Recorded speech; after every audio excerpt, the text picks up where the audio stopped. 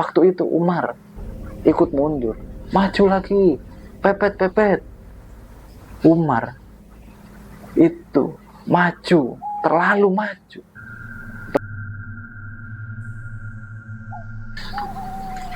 Assalamualaikum warahmatullahi wabarakatuh.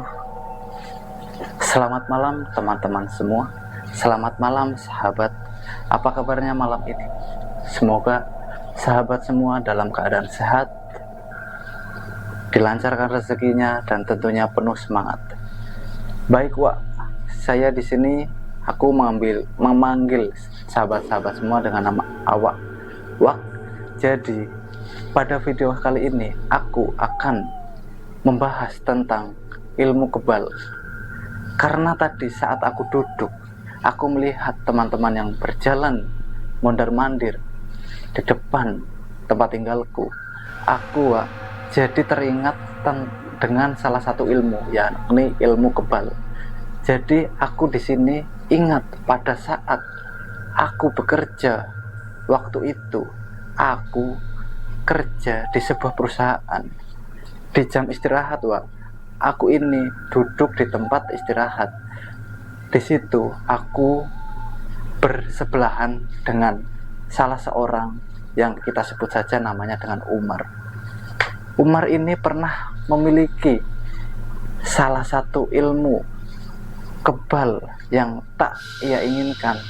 Ia tak berusaha seperti orang-orang yang lain, yang dimana orang-orang lain itu mendapatkan kekebalan, ilmu kebal dengan cara berpuasa, tirakat, bertapa, pergi ke orang-orang pintar, pergi ke orang tua, bahkan pergi jauh ke tempat-tempat di mana ada orang yang bisa memberikannya, menuntun agar ia mendapatkan ilmu kekebalan dalam dirinya.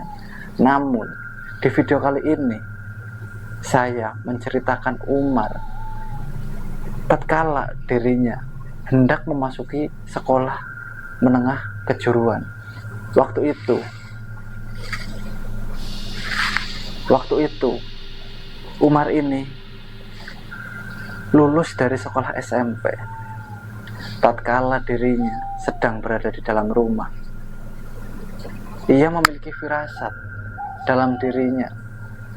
Umar ingin sekali pergi ke rumah sang kakek, di mana kakeknya Umar ini yang tinggal tidak jauh dari tempat tinggal Umar. Kalau menaiki sepeda motor kurang lebih waktu itu sekitar 15 menit. Umar yang waktu itu masih berusia sekitar 13 tahun. Dan Umar yang bertempat tinggal di daerah Sumatera, di luar Jawa pada waktu itu. Dirinya pergi mengikuti kata hati, firasat. Ia mengendarai sepeda motor milik kedua orang tuanya menuju rumah kakeknya. Kepada orang tuanya, Umar berpamitan bahwasannya dirinya ingin berkunjung ke rumah kakek karena ia sangat merindukan ingin bertemu dengan sang kakek.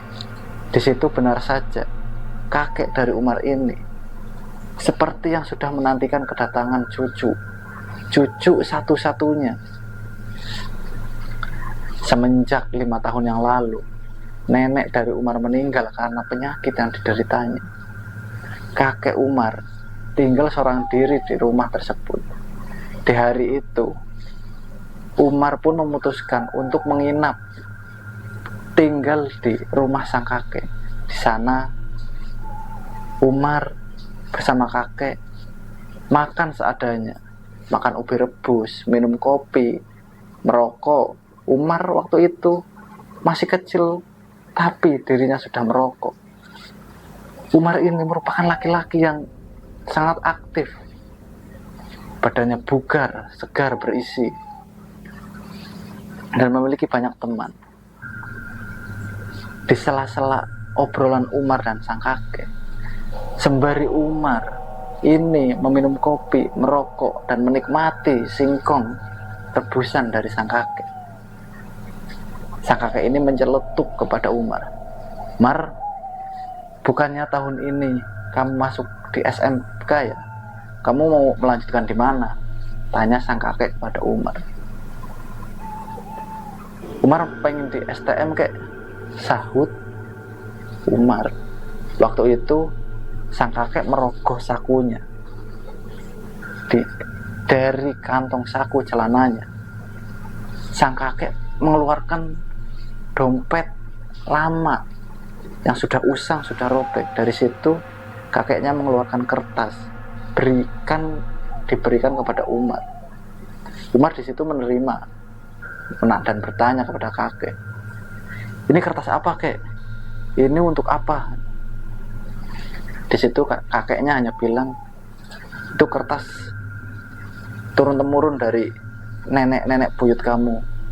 Di sini kertas ini bisa bermanfaat jika kamu sekolah di SMK atau STM, sekolah teknik yang notabene anak-anak keras, suka berkelahi, suka tawuran, dan suka ribut di jalanan.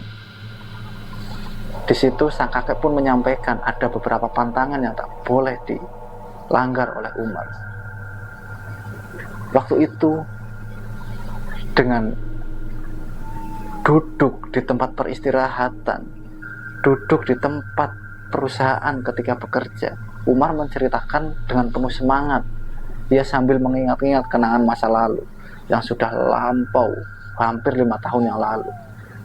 Di situ Umar melanjutkan ceritanya sambil menghisap rokok yang ada di tangannya. Di situ Umar megang kepala. Seandainya waktu bisa diulang, mungkin saya nggak akan menerima kertas dari kakek itu, Mas. Bilang itu yang dibilang Umar dan disampaikan kepada saya. Kemudian Umar ini melanjutkan ceritanya. Setelah kakeknya memberikan kertas yang yang berisi tulisan, entah apa maksud dari tulisan tersebut, seperti aksara-aksara zaman kuno. Umar tak tahu bacaannya. Dia hanya menerima, kemudian menyimpan di dalam dompet. Saat itu kakek Umar menyarankan kepada Umar, ada dua pantangan yang tidak boleh dilanggar oleh Umar. Yang pertama, kertas ini tidak boleh dibawa masuk ke dalam kamar mandi. Yang kedua, ketika Umar menyimpan atau memegang kertas ini, Umar tidak boleh berjalan di bawah jemuran baju yang habis dicuci. Di situ Umar mendengarkan apa yang disampaikan oleh kakek dan hanya mengangguk sebagai tanda paham.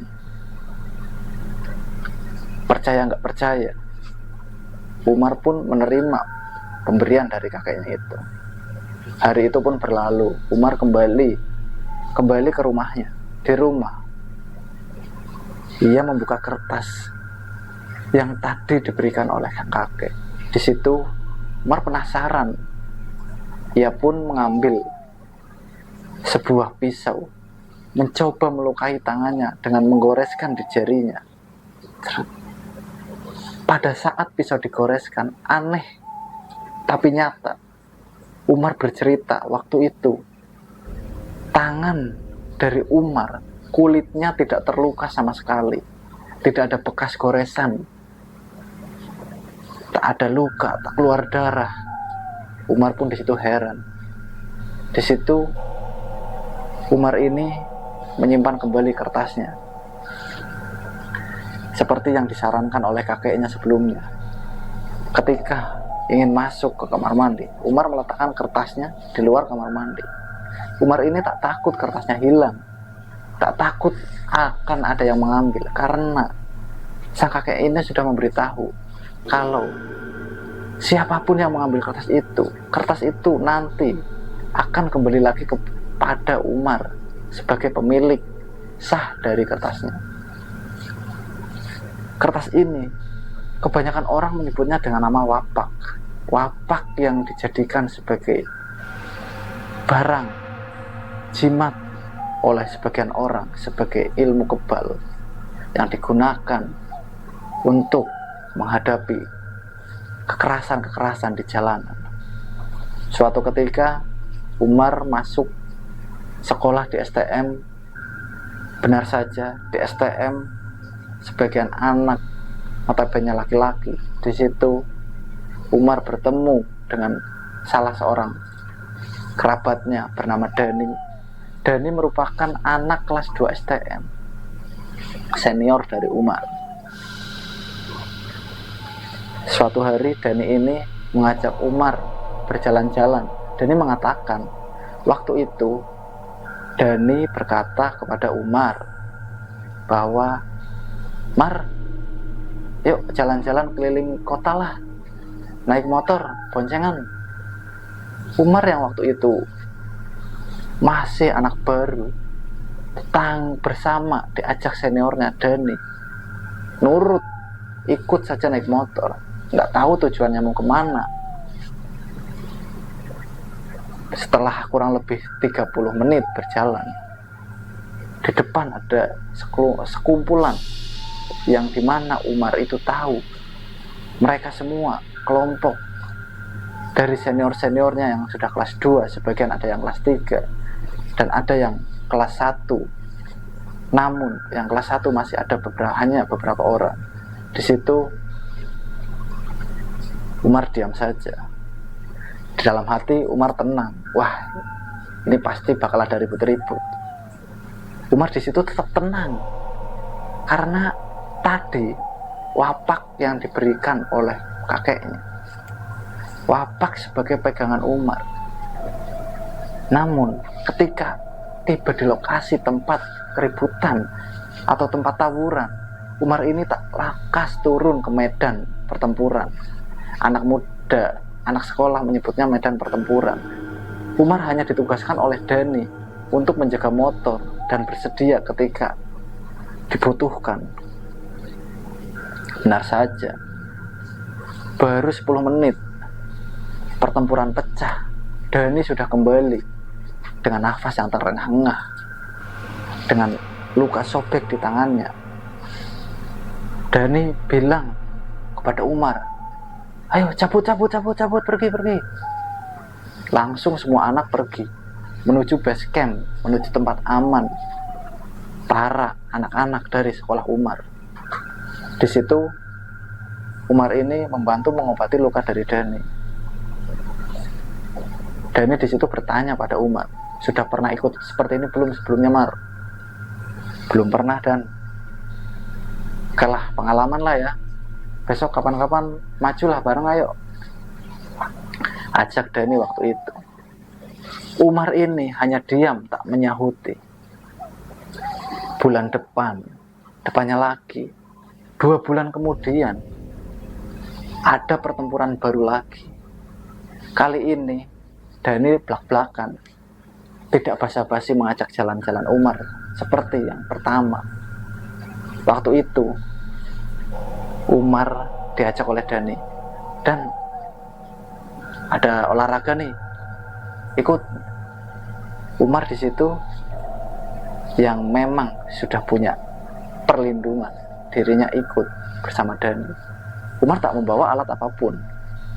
Ia hanya membawa buku yang ditaruh di saku dan juga handphone yang ada di saku depannya.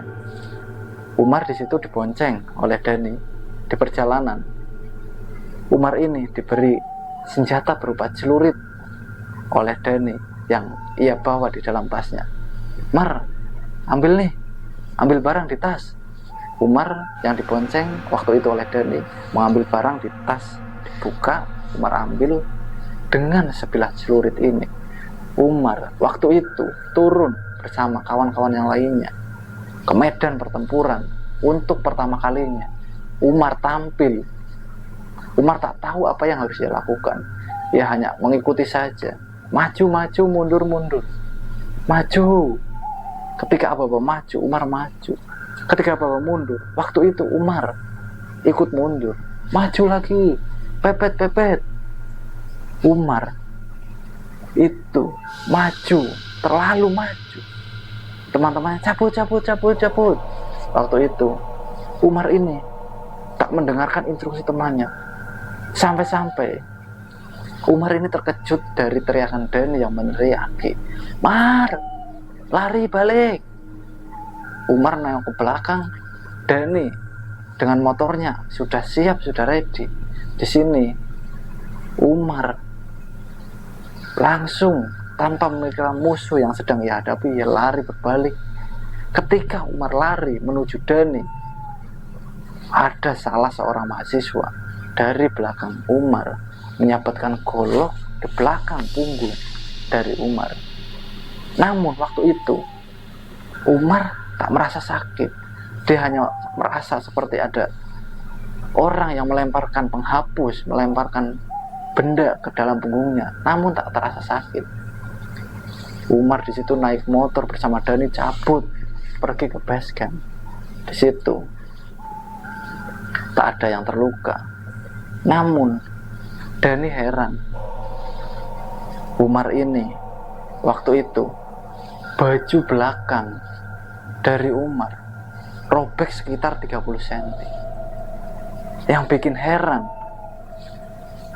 baju robek selebar itu, namun Umar ini tidak terluka sedikit pun. Kulitnya tetap mulus, tak ada luka, tak keluar darah. Sejak saat itulah Umar menjadi anggota geng dari sekolah tersebut. Resmi, setiap ada pertempuran, Umar terdepan dan beberapa kawan lainnya yang memiliki perlindungan sama seperti Umar. Tentunya mereka semua tidak pernah memberitahukan dari mana dan barang seperti apa yang ia miliki. Waktu itu Umar menceritakan kepada aku, Wak. Dia, Wak, menceritakan tangan sudah lebih dari 100 kali kena sabetan golok, kena celurit di sini berkali-kali, sampai pernah ada yang nyangkut di bajunya. Namun tak ada luka sedikit pun di badannya Umar. Ya, itulah kisah yang Umar alami, kisah nyata dari perjalanan Umar sewaktu masih duduk di bangku kelas SMK. Di sana bertahun-tahun, lebih dari 4 tahun Umar memegang benda tersebut. Suatu hari Umar ini merasa benda tersebut seperti mengganggu di kehidupannya, karena dengan Umar membawa benda tersebut saat bepergian, gejolak dalam dirinya berkata, "Ayo pukul, ayo serang." Seakan-akan Umar ini